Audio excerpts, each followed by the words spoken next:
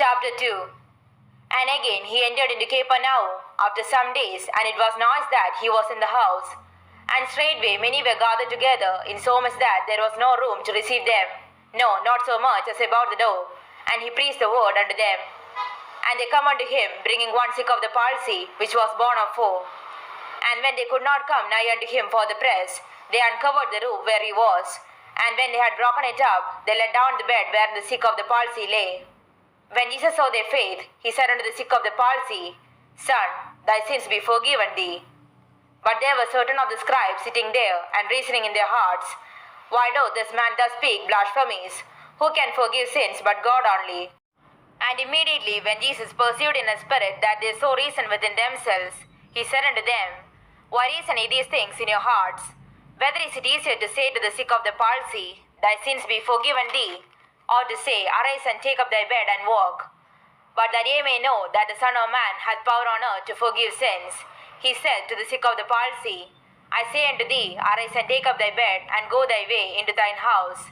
And immediately he arose, took up the bed, and went forth before them all, insomuch that they were all amazed, and glorified God, saying, We never saw it on this fashion.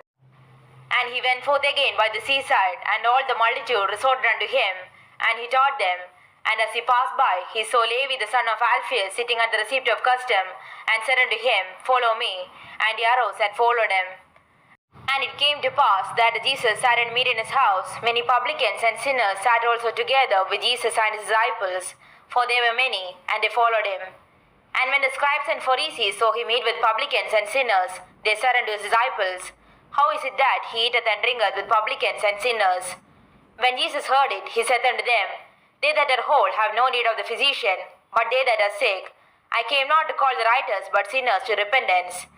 And the disciples of John and of the Pharisees used to fast, and they come and say unto him, Why do the disciples of John and of the Pharisees fast, but thy disciples fast not?